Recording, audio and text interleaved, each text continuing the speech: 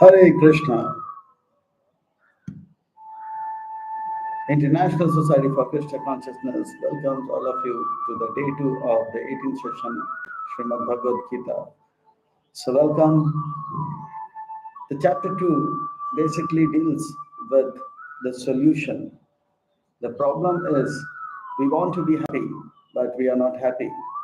We are looking for happiness, and we saw that we are looking for happiness. Instead, we are struggling to be happy and we are in a miserable state. The main issue is that we have a plan and we work according to our plan. But Krishna has got his plan for us and things happen according to his plan. Our plan, when they don't match with Krishna's plan, then we are in a miserable state. And when our plan match with Krishna's plan, we are happy. So, how do we understand that our plan is in tune with Krishna's plan? For that, we require a spiritual master. And second chapter of Bhagavad Gita teaches us how, when we are in a miserable state, take shelter of a spiritual master. And the spiritual master, he starts giving his lessons. So, with this small introduction, we will proceed with today's session of Bhagavad Gita. So Sanjaya is seeing Arjuna full of compassion and distress and crying, Krishna began to speak. Krishna said, "O Arjuna, how have these impurities come upon you? They are not at all befitting a man who knows the values of life. They do not they do not lead to higher planets, but to infamy. O son of Artha, do not yield to this degrading impotence. It does not become you. Give up this petty weakness of heart. Arise, O chastiser of enemy. O Krishna, this is not impotency. This is discrimination based on religious principles. When I see Bhishma and Drona, my heart feels for them. Arjuna, this is weakness of heart. Get up, give it up. O Partha, you are son of Indradev. O Krishna, this is not weakness, but compassion. Krishna, compassion. Give it up, Arjuna, give it up. Get ready, fight. Oh, Parantapa, you are Parantapa, chastiser of enemies. Do not become object of ridicule. Get up, Arjuna. Oh Krishna, you don't understand. How can I fight men like Bhishma and Drona? Bhishma is my great grandfather, and Drona is my teacher. Why are you saying me to fight with them? Arjuna, you should not fight. Why you should not fight with them? So Arjuna says, because they are worshipable, Krishna, I should offer them flowers, not arrows. I should offer flowers at their lotus feet, not arrows. I would rather beg and leave after having taken the lives of my superiors. I would rather beg and leave than rather kill my superiors. I am ready to give up my fame and take up begging. I can become a sannyasi. I'll go to the forest and beg. At least my future will not be spoiled. Great souls like Bhishma are not fallen. Therefore should never be respected. Arjuna, Bhishma has lost his greatness, having been purchased by Kaurava grains. Krishna, still killing him will cause me misery. The spoils of victory will be contaminated, having been acquired from the lowly Duryodhana.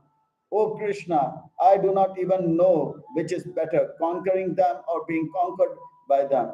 If I kill the sons of the Dhritarashtra, I shall not care to live. Yet they are now standing before us on the battlefield. Here we see that Arjuna is in a miserable state because he is having a plan, and that plan is not in tune with Krishna's plan. What is Krishna's plan? Krishna's plan is Arjuna should fight the war. And Arjuna's plan is he doesn't want to fight. So here we see that because his plan and Krishna's plan are not in tune, Arjuna is in a miserable state. So Krishna goes on. Fight or beg, Arjuna, the choice is yours. Krishna, which is better? Who will win? Arjuna, you will win because you are pious and a great fighter. Oh Krishna, but I do not desire to leave or win. What to speak of enjoying a kingdom, Krishna? Krishna, I am confused about my duty. I have lost my composure because of my miserly weakness. Please tell me what is best for me. Now I shall be your disciple, a soul surrendered unto you. Please instruct me. And this is the turning point. Here, Arjuna was fortunate because he could understand he was in a miserable, hopeless, and helpless state. So he took shelter of a spiritual master.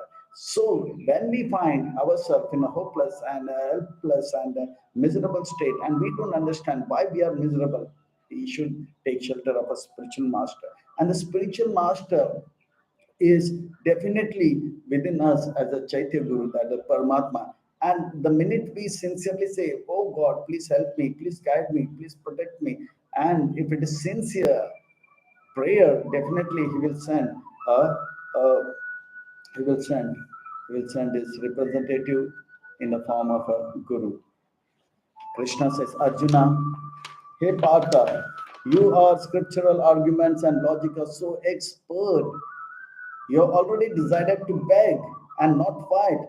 So why should I speak? So what is the need of my speaking, Arjuna? Oh Krishna, the principles of religion are hard to understand. Please instruct me. Yakshreya nishitan prahitan me. Karpanya dosupata subha pichamitam dharma samuda chetasa. Oh Krishna, please tell me. Arjuna, whatever I speak, you will simply defeat with your scholarship. No, no, Krishna, I am now a surrendered soul. I will not counter argument. I will not argue with you again. Please instruct me. Arjuna, the Shastra says, approach a guru, but I am just your friend, Arjuna. How can I instruct you? I am not your guru. Oh, Krishna, so please make me your disciple and be my guru. Now teach me. Shishyasteham sadimam tam prapannam. I am ready to become your disciple. Oh, Arjuna, you are my friend and I am your friend. I cannot be your guru. Go to Badrika Ashram and be with Vyasadeva. He will be your guru. Oh, Krishna, no one but you can really help me. Not even Brahaspati, the spiritual master of the demigods, can help me. I can see no one but you can really help me. No one can remove this distress which has come into my life. Arjuna, just fight. Just fight. That will remove all the problems and distress. There is no need for me to be your guru. The distress will go when you win the war. Krishna, no. Winning the war or obtaining the kingdom of earth or even in heaven will not help me, O Krishna. Even if I die and go to heaven, I won't be satisfied. What is the want of transcendental? What I need at present is transcendental knowledge. I want that Divya Gyan. Oh Krishna, I want the transcendental knowledge. Winning the kingdom or going to heaven, both are temporary. Divya Gyan, the transcendental knowledge is what I require at present. Oh Govinda, I shall not fight. So in this way, Arjuna is surrendering, but Krishna is testing his surrender. Why don't you go to Vyasadeva? Why don't you go to others? But Arjuna is saying, my distress cannot be understood by others, but only you. So in this way, Arjuna is now decided that he will not fight, and he is ready to take lessons from Krishna. Sanjaya says, O king, Then Krishna, smiling in the midst of both the armies, began to speak to Arjuna. So now the real Bhagavad Gita, the speech of God, the song of God starts. Krishna speaks. While speaking learned words, you are mourning for what that is not worthy of grief. You are worried about the body, which is not worth of being worried. Those who are truly wise, they lament neither for the living nor for dead. They neither lament for the soul and not for the body. Because for the soul is, was, and will always be there. Body will is there now, it was not before, and later it will not be there. Try to understand that was never a time when I did not exist, nor you, nor these kings, nor in future shall any of us cease to be. I was always God. I am God, and I will remain to be God. You and all the kings were living entities, the soul, and also at present, you and all the kings are soul, and in future also you will remain to be soul. I was God, am God, and will remain God. So in this way, Krishna at this juncture is saying that the position of God cannot be replaced by anyone else. Krishna was God, is God, and will remain God. And living entities will remain as Atma, and was Atma and is Atma. And Krishna was Paramatma, is Paramatma, and will remain Paramatma. He was Bhagwan, is Bhagwan. And in this way, Krishna makes it clear that it is not by yogic practice or it is not by knowledge that one or austerity one can, a living entity can become God. Krishna was, is, and will be God. So in this way, Krishna is making a very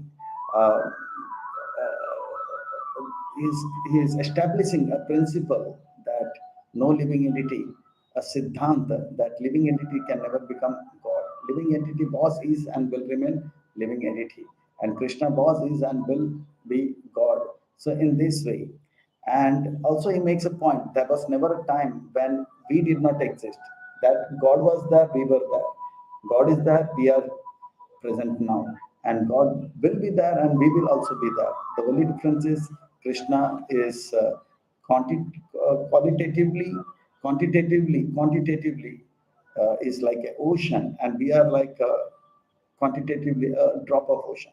Qualitatively, we are one. Krishna is spiritual, we are spiritual. But the difference is Krishna is Vibhu and we are Anu. That's the difference. So in this way, Krishna goes on to say, goes on further why we should not be disturbed for this body. As the embodied soul continues to pass in the body from boyhood to youth to old age, the soul similarly passes into another body at their death. Dehino asmineta dehe. We see once upon a time I was a small boy, 6 kgs, and then 20 kgs, and today I am 70 kgs. But I say, this is me, this is me, this is me. But you'll say, no, this is 70 kg body weight, and that is 6 kg. So still I say that body is changing, it's growing, it's growing, it's growing. So boyhood to manhood to old age, the body changes. But that's one specific entity which is not changing, because of which we say, this is me, this is me, this is me. We say, this is my childhood photo, this is my college photo, this is my photo when I was working. So we say, but that baby is 6 kg and this particular man is 80 kgs. No, they are different. No. The body is different, but inside the body there is a entity which is called a soul, that is me. So body changes. That's a point which Krishna is making, and we should understand that the embodied soul soul continuously passes from one body to another body, from boyhood to youth to old age. And when old age comes, the death comes, and death comes, he leaves this body, and again the cycle starts. Therefore, a wise man, a sober person, is not bewildered by the change of the body. And for your information, Arjuna, King Yayati was old and he became young. And that was the cause of happiness for everyone. Yayati was happy. Similar, Bhishma is old. And if you kill him, he will get a new body that is a young body. Why are you feeling so distressed? Like we like to wear new clothes. We like to get into new houses. Correct? So give Bhishma, the soul, a new body, a new car, a new house. Why are you keeping him in a old, broken car? Give him a new car. So Arjuna says, Krishna, what you're saying is correct, but my mind is distressed, Krishna. I'm attached to our relationship. I want to see Bhishma as Bhishma in this old age. I cannot think of him dying. This is causing me pain, Krishna. Hey Kontia, the temporary appearance of happiness and distress and their disappearance is like appearance and disappearance of winter and summer. They arise from sense perception. One must learn to tolerate them and go beyond and without being disturbed. In this world, there will always be a duality, and the duality is like summer, it's hot, and winter, it's cold. And again, the winter goes, and again, the summer comes. Similarly, there is happiness and there will be distress. So these are temporary, and wise people, they don't get disturbed by this temporary change of summer, winter. They continue to perform their duty as a soul, the spiritual activities, and they don't compromise. They get up early, take bath, chant the rounds, and continue. Whether it's summer or winter, whether the things are favorable or things are not favorable. So continue, do your duty. One who tolerates both happiness and distress is eligible for liberation. So in this way, Krishna is guiding him. Don't get disturbed. Don't get disturbed.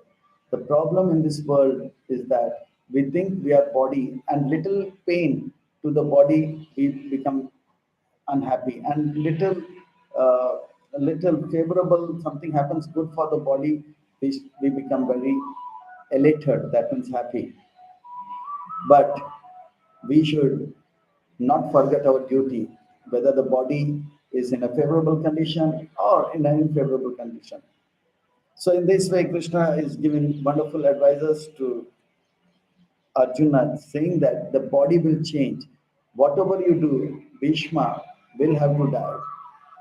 Sages have concluded that the non existent, there is no endurance. That means the body will change, change, and change. Whatever you do, you cannot keep Bhishma alive forever. You want to see Bhishma as Bhishma? That is not possible. Bhishma will die or you will die.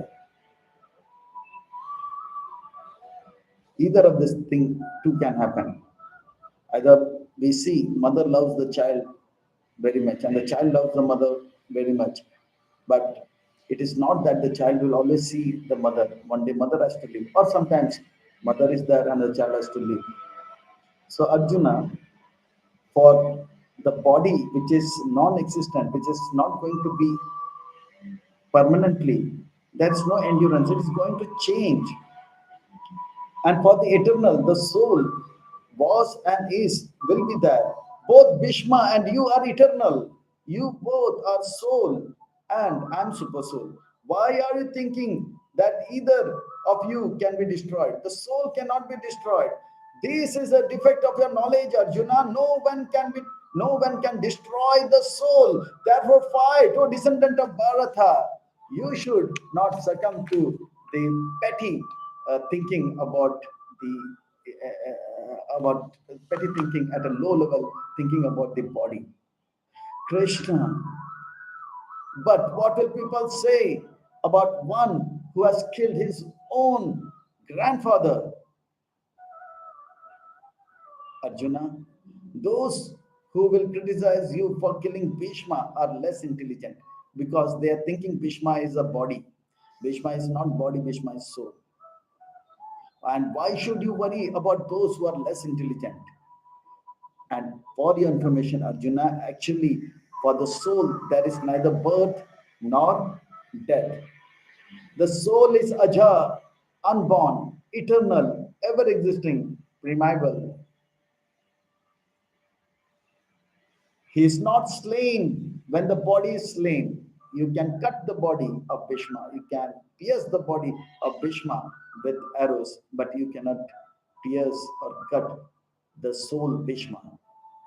Hey Partha, how can a person who knows that soul is indestructible and eternal can kill anyone or cause anyone to kill?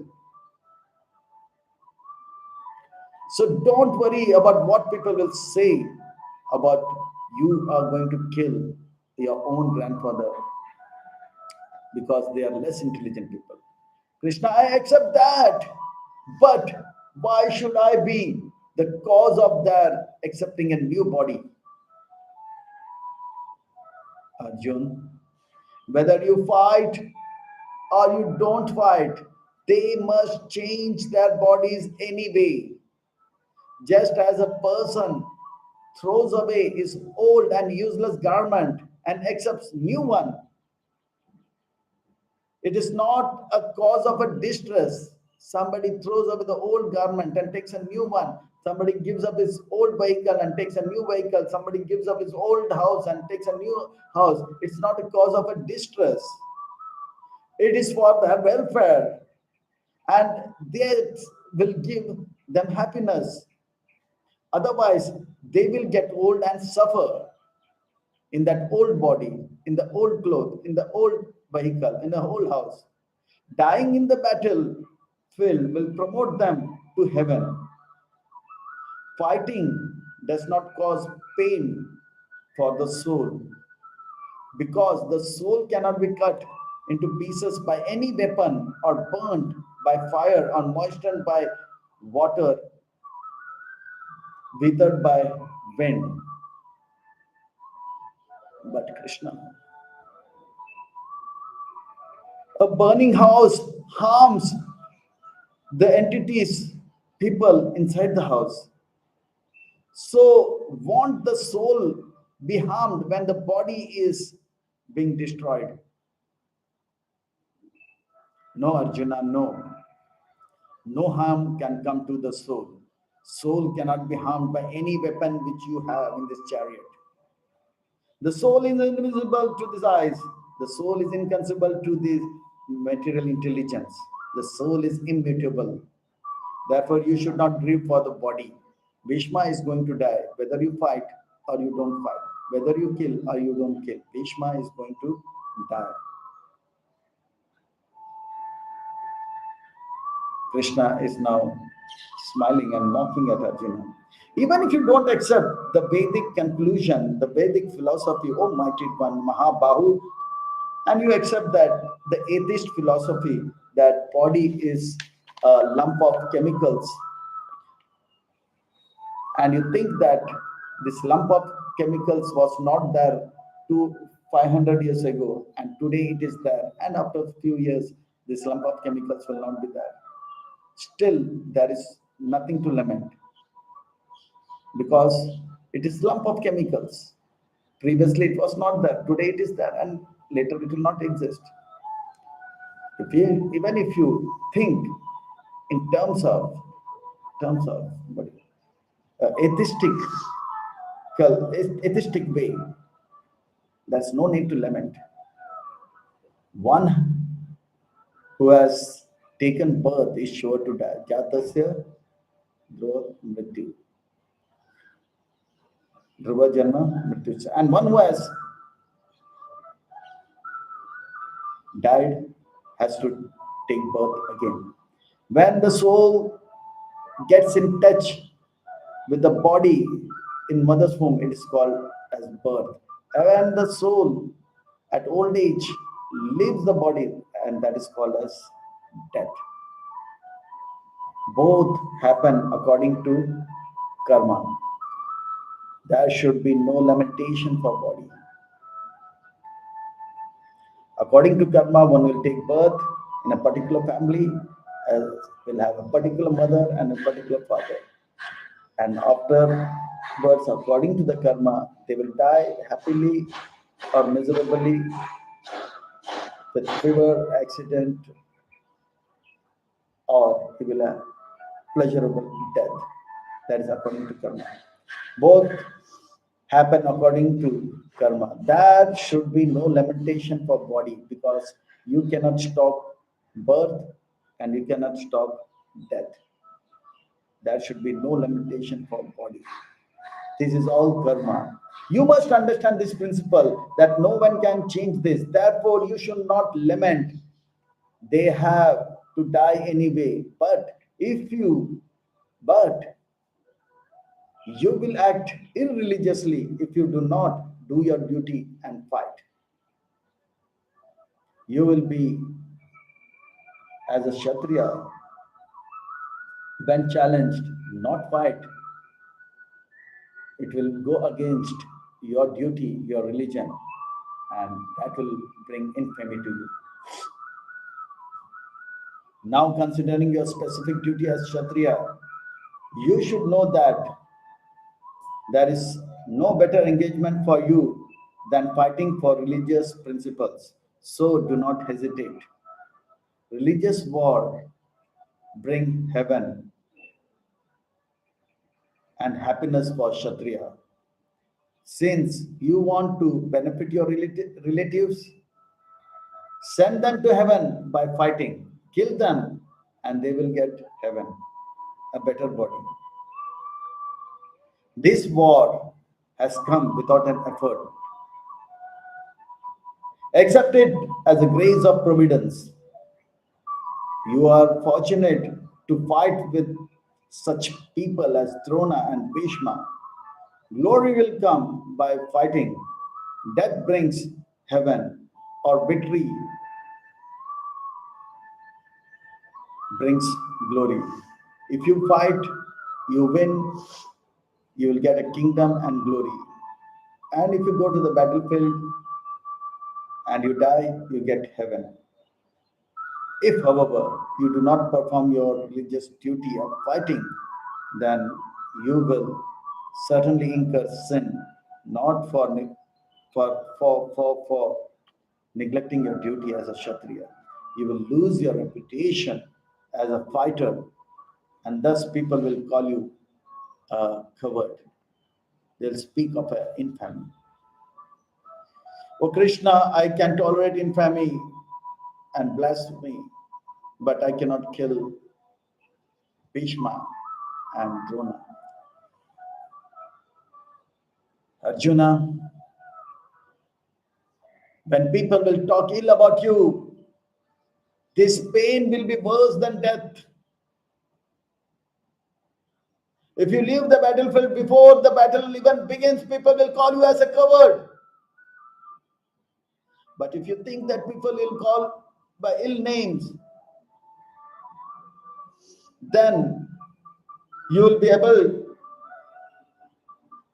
to tolerate that. That will not happen. You think that just by running away from the battlefield, Bhishma and Drona will be alive? That will save their lives? No. And you think that by not fighting and running away, you will save your life? Then my advice is that you better die in battlefield.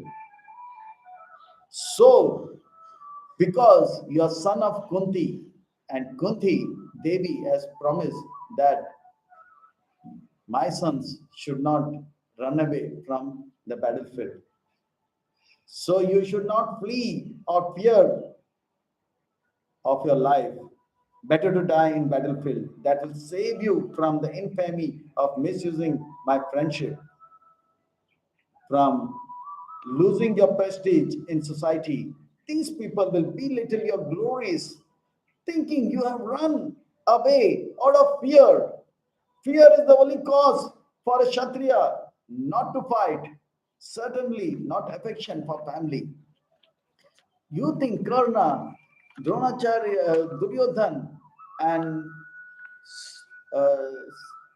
all of them will think that, Arjuna out of compassion is running away? No, no, no. But Krishna, I have considered that the battle will destroy the family, and people will think that I went away from this battlefield out of compassion for my family members. Thus, people will say Arjuna is a great soul. He did not fight because he did not want to kill his grandfather and teacher. Arjuna, don't think the Maharathis like Duryodhan, Karna will think that you have left the battlefield out of compassion for your brothers and grandfather. They will think that you have left out of fear of your own life, and their high estimation for you as a great warrior will go to hell.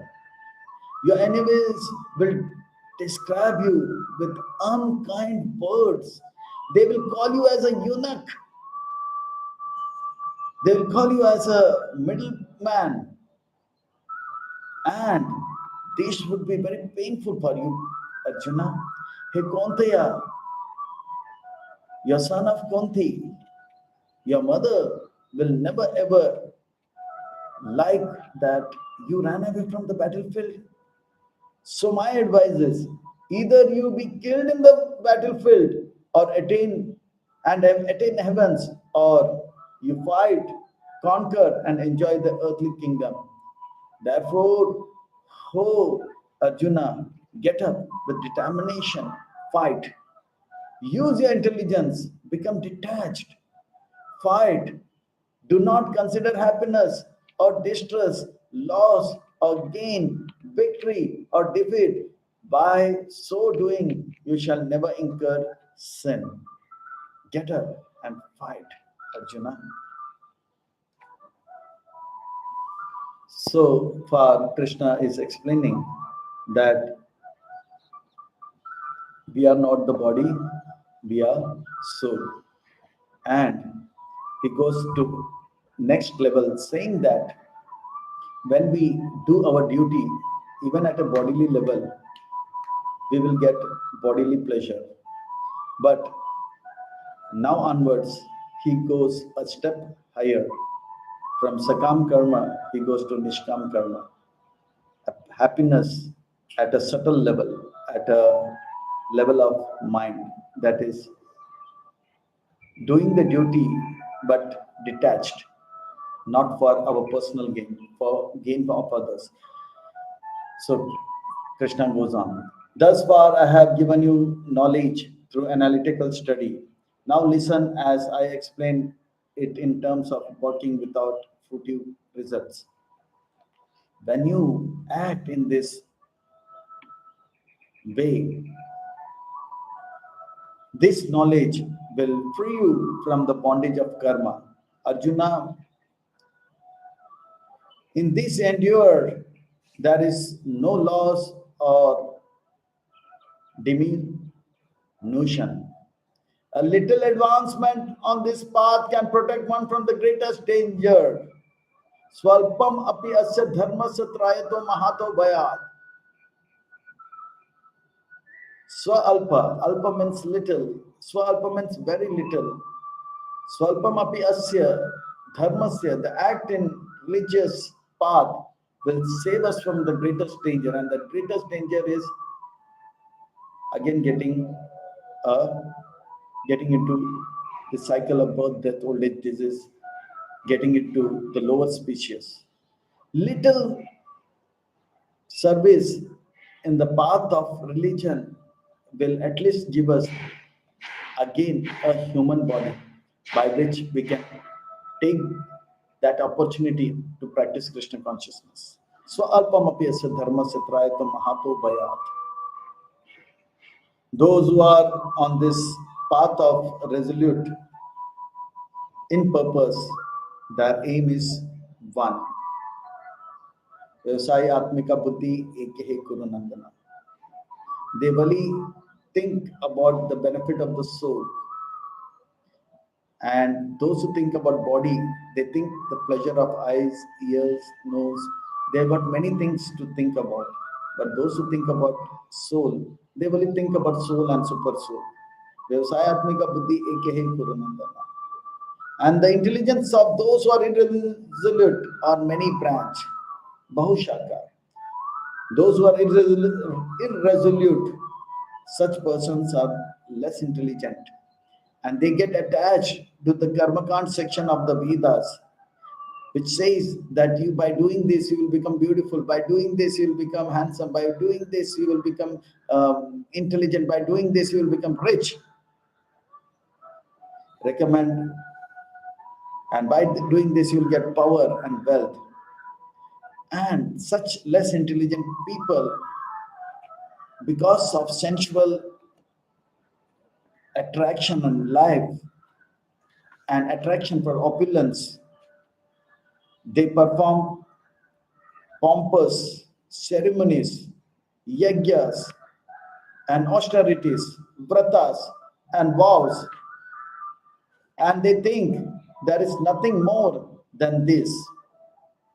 They are bewildered by the sensed enjoyment, and they do not consider the sacrifice for the Supreme Lord. They don't think about the spiritual life. You see, the Vedas deal mainly about the Karma Kanda section, and these comes under the three modes of material nature. You must become transcendental to the three modes of material nature. Free yourself from all anxiety for gain and safety. Be established in your own self. Work in the platform of soul, not in the platform of body. All the purposes served by a small bell. Previously, in villages, there used to be many wells. One well for washing clothes, one well for drinking water, one well for washing utensils, and one well for animals, and one well for cooking purpose. So there are many wells previously, and one has to go. The villagers have to go to that particular well for that particular activity. But there is a big lake. One can take water from that, wash clothes, wash utensils, take it for drinking water, cooking water, cleaning house for animals. Everything can be done by one big lake. So Krishna is saying, if you take up the process of Krishna consciousness, act in the platform of soul, you will get whatever is required for the body, and you will be much more happier, and with less effort you will gain more happiness. All the purposes served by the small well can at once be served by great reservoir of water, that is a lake. Similarly, all the purposes of Vedas can be served to one who knows the purpose behind them. And I know that purpose, Arjuna. I am therefore telling you as a spiritual master, Gurudev, that you are fit only to perform your duty of fighting, but you are not entitled to the action, fruit of action. Karmane vadikaraste ma phaleshu kadachana. Ma karma phala hetu mate san akarmanani. This will create a feeling of duty in your heart. Your heart is almost pure. So I am instructing you in this way. Never neglect your duty and never consider yourself to be in this way. Never neglect your duty. Never consider yourself to be cause of the results of the activities. I am blessing you, O Arjuna. I am blessing you now so that you will not think like that. Hey Arjuna, I am your charioteer and I am working as a charioteer without question. Now you do what I say without question. Throw away all selfishness, fully surrender. Those who enjoy the fruits of their work are misers. But a man engaged in sacrificial work reads himself both of good and bad action, even in this life. Therefore, strive for yoga, which is the art of working.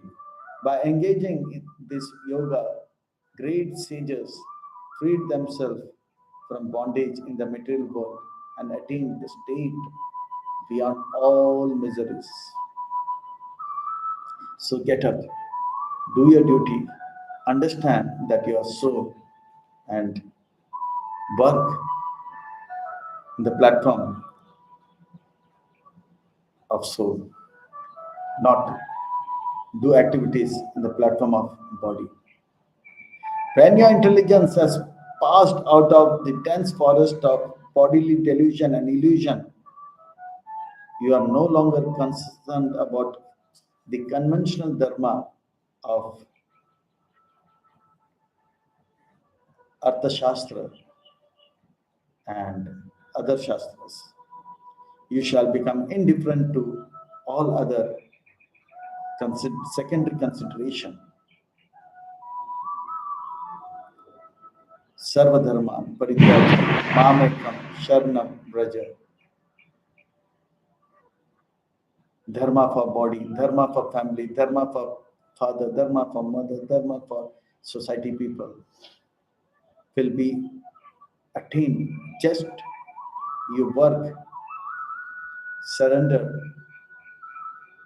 and work at the spiritual level.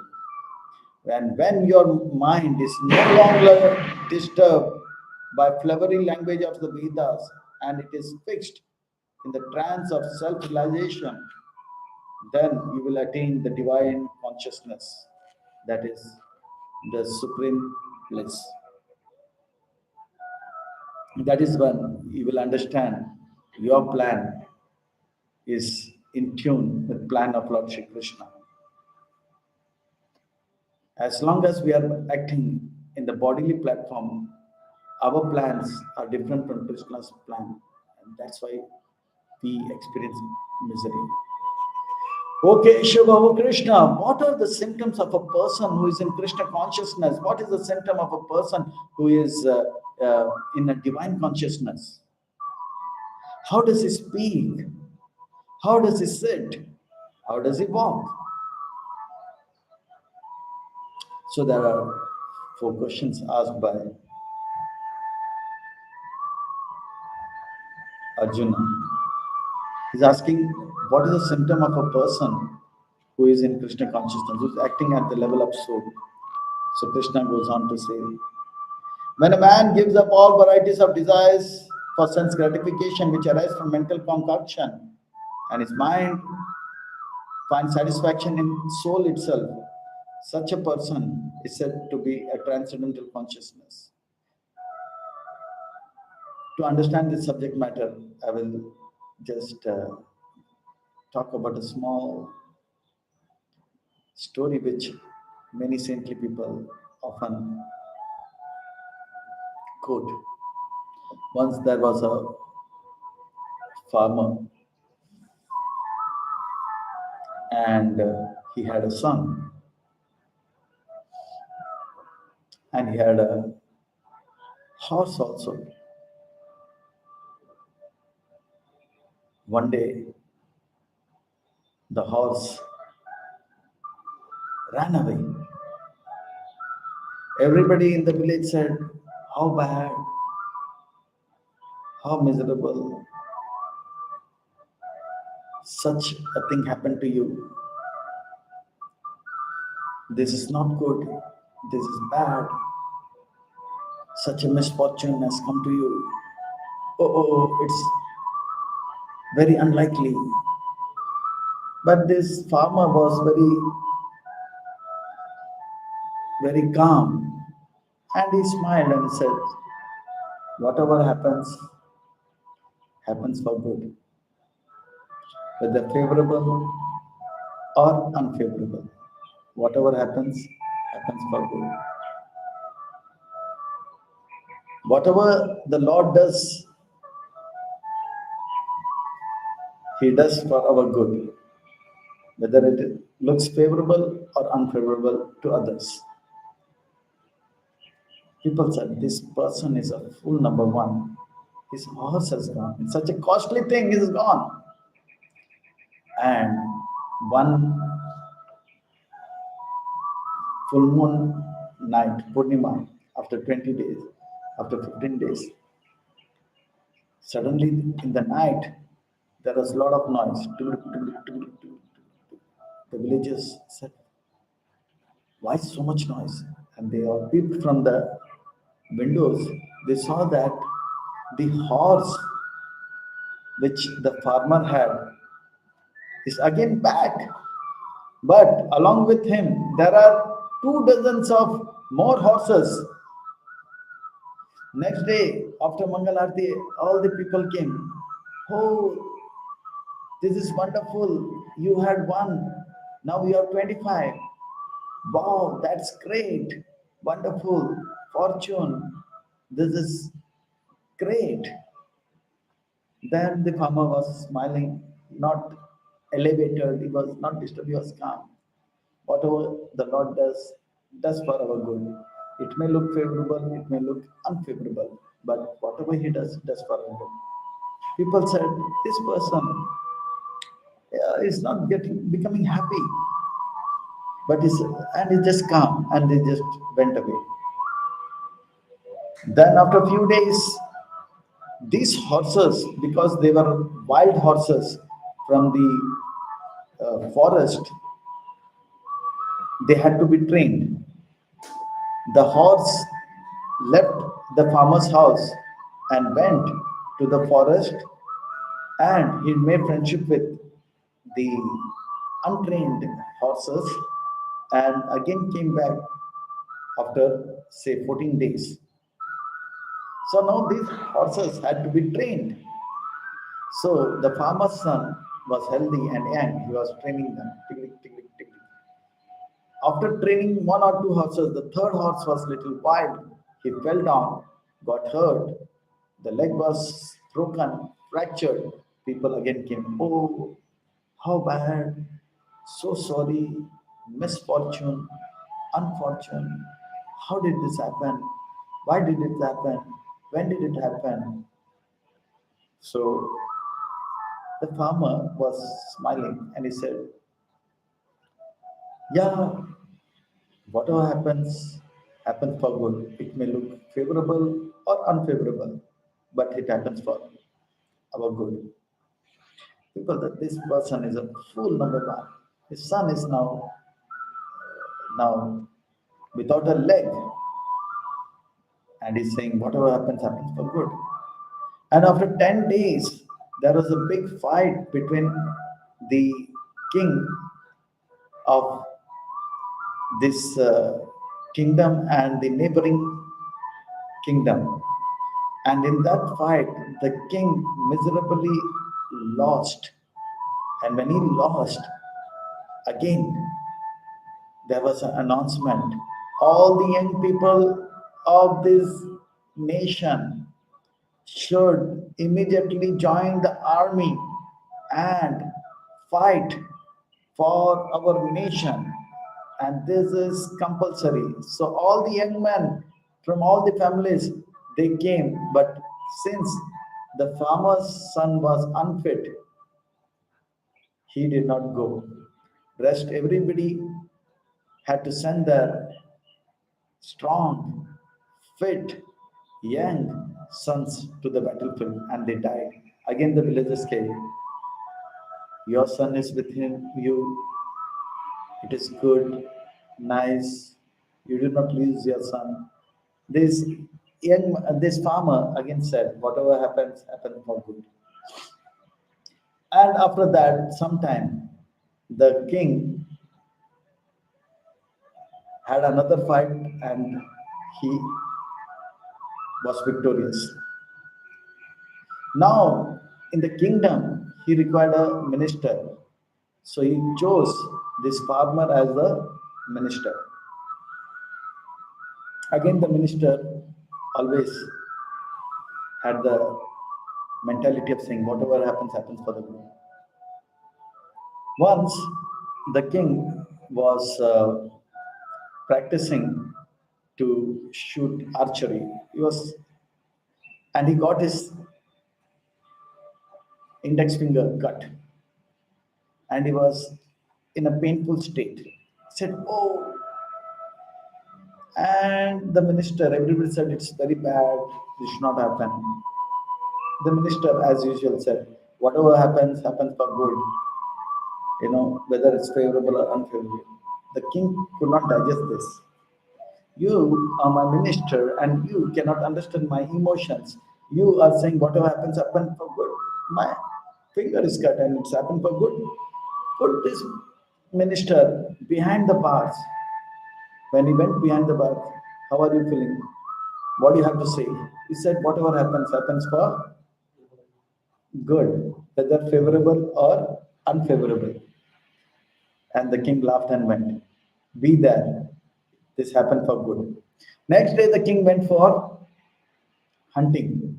As a Kshatriya, one goes for hunting. So when he went for hunting, when he went for hunting, when he went for hunting, so he went deep into the forest. And when he went deep into the forest, suddenly soldiers were not behind. And the pygmies, the wild people of the forest, immediately caught hold of this king, and it was a no moon day, and they wanted to have a sacrifice, a human sacrifice to their goddesses, so that their society prosper. So they said, this fellow is hefty and young.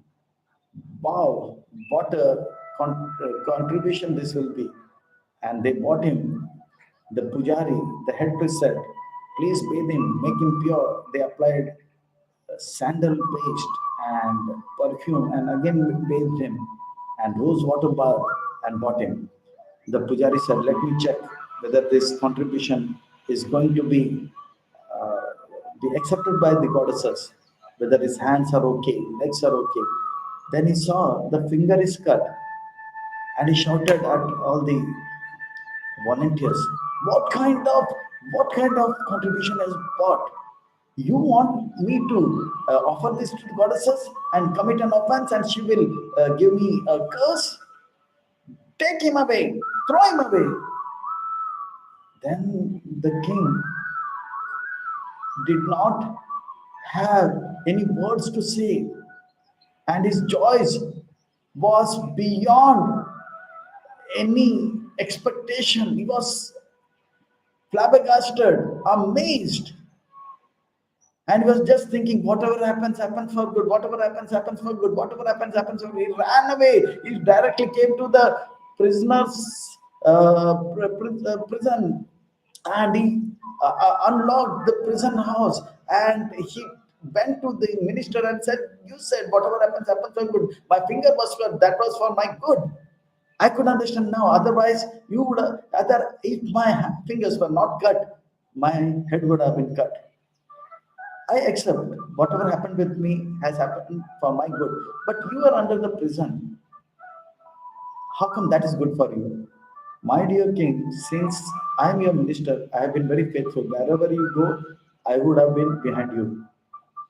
Had you not put me behind the bar, I would have been you. The pygmies would have caught me and said, next, and I would be the next. Had I been not in the prison house and been with you, today you would not have seen me.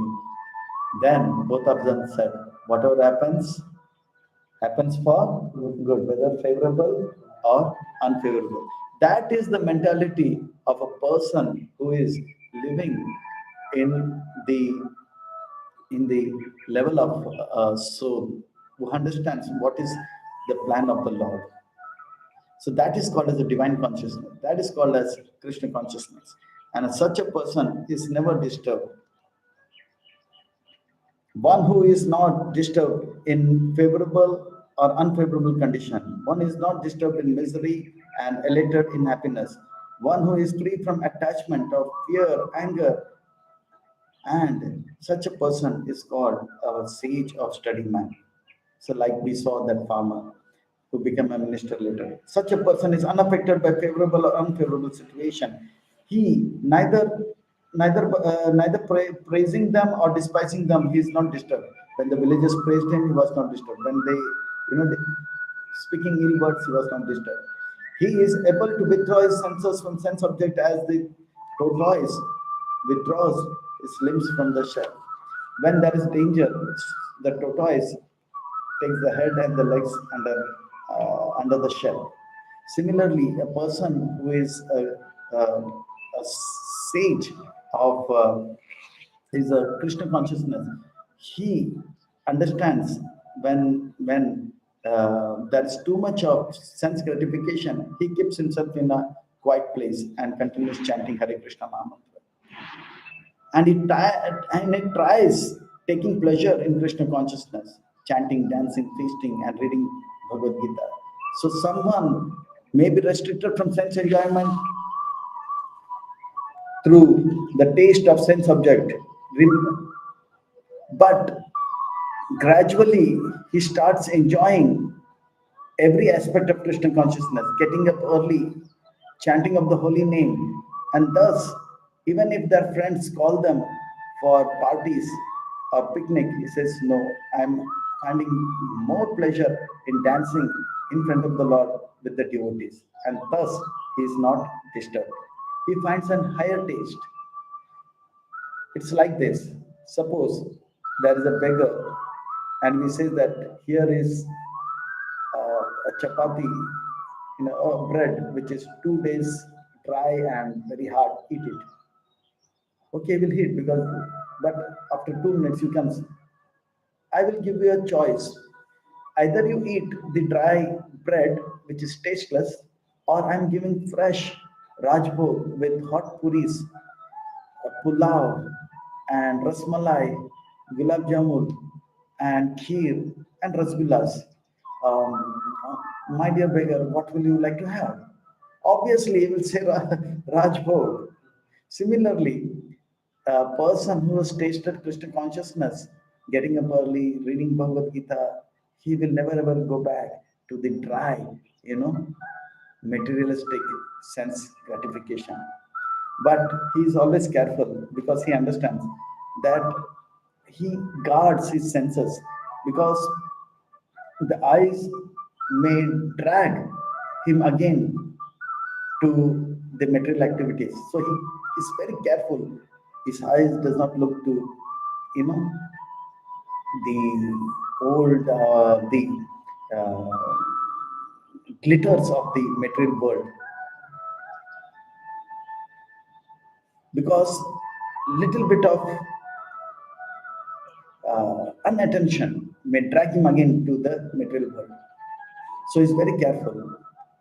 A student who is practicing Krishna consciousness is like a hunter who goes to the forest and he gets an animal hunted, say a bird. So he is very careful that he has got a bird or an animal. Even if he's unattentive for a second, the bird will fly away or the animal will run away. So he is very careful. Similarly, in this journey of life, he's a hunter, and the mind, which is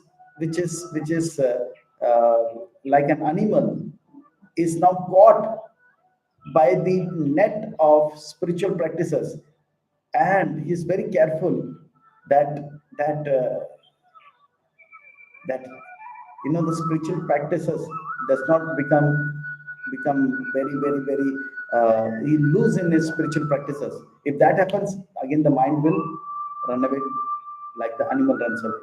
So he's very careful. The senses are so strong, Krishna says, that it may drag an intelligent person again to the material world.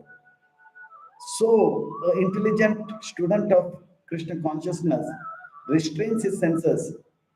He does not go on to see again the movies in YouTube or magazines and etc. And he fixes his mind in Krishna consciousness. He tries to develop the higher taste, and higher taste.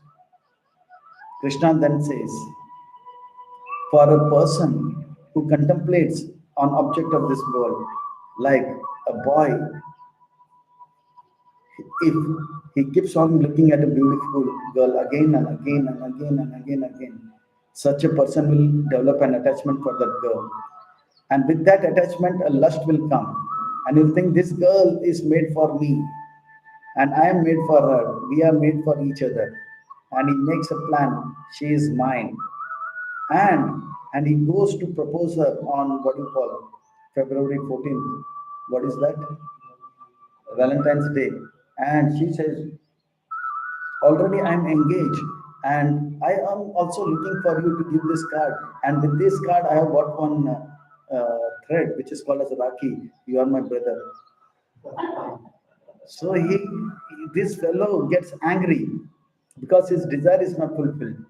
Desire when fulfilled leads to greed. Desire when not fulfilled leads to anger. Calm when it's not fulfilled becomes low. Calm when fulfilled becomes low, and if it's not fulfilled becomes growth, material lust. So he becomes very angry. He says that if she is not mine, she is no one. And he takes a dagger and tries to kill the would-be husband of the, and he forgets that I am son of a very renowned person. I'm coming from a great family, and even I am a good student, but he forgets everything in that anger. The anger will lead him to delusion, and from delusion, his memory gets bewildered that I am a person from a good family.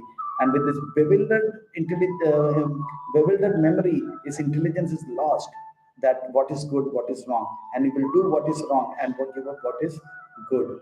And when the intelligence is lost, again he gets into a problem, material realm. He goes behind the bar. So this is a small example, but it is applied for everyone who contemplates on object of senses. Small boy, he contemplates on ice cream. My mother says, no, COVID has come back, no more ice creams. He says, my mother is not my mother. She is my enemy.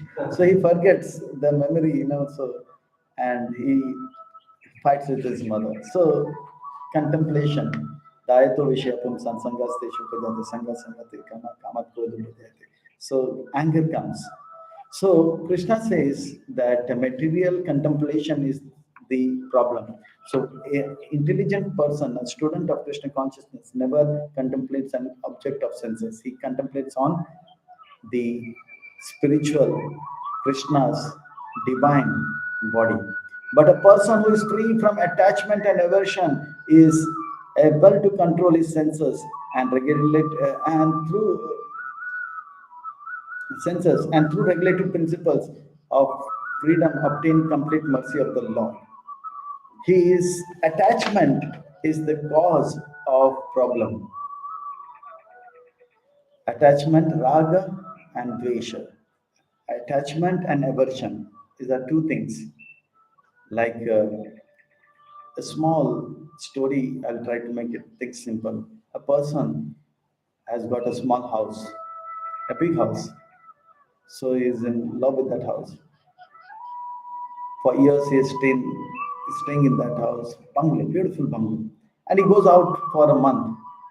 And when he comes back, wants to be back home, sweet home, he finds that The whole bungalow is burning. Villagers are standing. My dream, my wealth, everything is burning, and he starts crying. Oh, what happened? What happened? What happened? And suddenly his elder son comes. Father, father, father, don't worry, don't worry, don't worry. Why are you crying? You should be happy. Why? You know, this bungalow is worth 50 crores. But just 2 days ago, I sold this bungalow for 100 crores. It is no more your bungalow. It is bungalow of that other person. Ah, let it burn, let it burn, let it burn. He's laughing.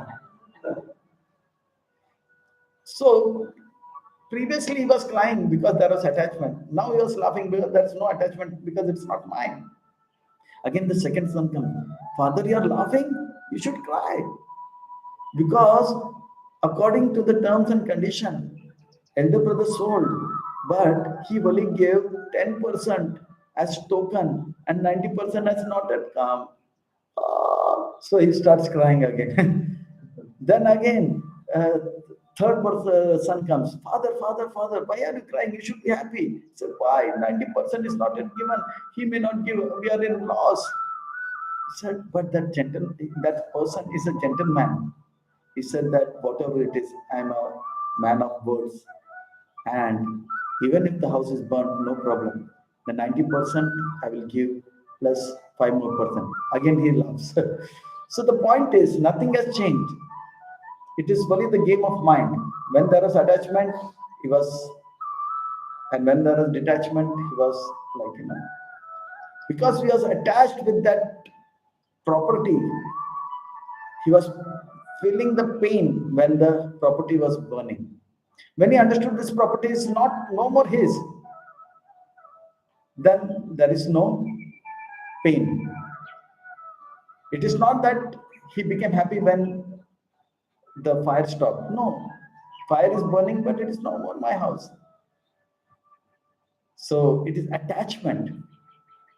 If somebody is throwing stones, we are not bothered, but his throne is hitting somebody else's house, glasses is broken, no problem. But the stone comes and hits our window, glass cracks. Hey, why did you do that? Who are you? Come here, pay money. Attachment, because this is my house. If there is no attachment, okay, by mistake it happened, it happens. Krishna wanted to happen, so it happened. So we are not disturbed. But if we are attached to the bodily consciousness, immediately my house, why did this happen? Then we get disturbed. But if we are in Krishna consciousness, whatever happens, happens for good, favorable or unfavorable. We are not disturbed. So, so that is attachment is the cause of what you call misery. So a Krishna conscious person is not attached to body, but is attached to Krishna. So he's not disturbed. He's attached with Krishna's plans. He understands today it's Krishna's plan. The glasses has to be broken. So he's not disturbed. So in this way, he is always peaceful. But for a person who is free from attachment and aversion, can able to control his senses, and for such a person, the threefold miseries does not exist. Adi Bhautik, Adi Atmik, and Adi Devi. However, one is not connected to the Supreme God. The transcendental intelligence or steady mind will not be attained, and therefore he will not be peaceful. And for a person who is not peaceful, he cannot be happy. Since you have controlled your enemies in the past, O mighty armed Arjuna, now control your senses. Then I will say that you are real Mahabhavu. If you do so, then you will become transcendental and see what is night for all beings is time for awakening for the self-control, and what is awakening for all the beings is night for the introspective. And this can be understood like when the devotees are awake, the non-devotees are sleeping. At 3 o'clock, devotees are awake, non-devotees are sleeping. And when non-devotees are awake at 12 o'clock, 1 o'clock, 3 o'clock, till at the time devotees are sleeping. In other words, the devotees, they take pleasure in Krishna conscious activities. And non-devotees don't take pleasure in Krishna conscious activity. That's night for them. And non-devotees take pleasure in movies and clubs and parties. That is day for them. For devotees, movies, parties, clubs doesn't matter. That's night for them. Simple as that. A sage is not disturbed by flow of desires that enter into that, like a river water enters into ocean. Ocean water always remain as stable. It doesn't cross its limit. How much over river water comes. Similarly, a sage's mind is like an ocean. Many desire comes, I want a bungalow. Okay, a bungalow for Krishna, that is Mandir. I want a car, so that is a car for Jagannath, that is Rath Yatra. So I want clothes, so that's birthday of Krishna. Beautiful clothes for Krishna. Whatever thought comes, he connects it to Krishna, and he becomes peaceful.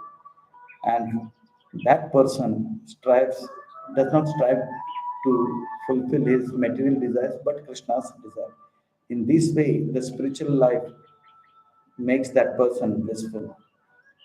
And as he is living, he is peaceful and happy. And after leaving the body, he goes to the spiritual realm and be eternally happy. If one is thus situated, even at the hour of death, one can enter into kingdom of God. Arjuna, this is how a person in Krishna consciousness is happy and can make others happy. So in this way, Krishna in the second chapter is explaining we are not the body, we are soul. The problem is we think we are body and that is the cause of all problems. When we understand we are soul, we will understand that our plan and Krishna's plan. When we understand we are soul, we can easily fine tune our plans with Krishna's plan and be happy and make others happy. Hare Krishna.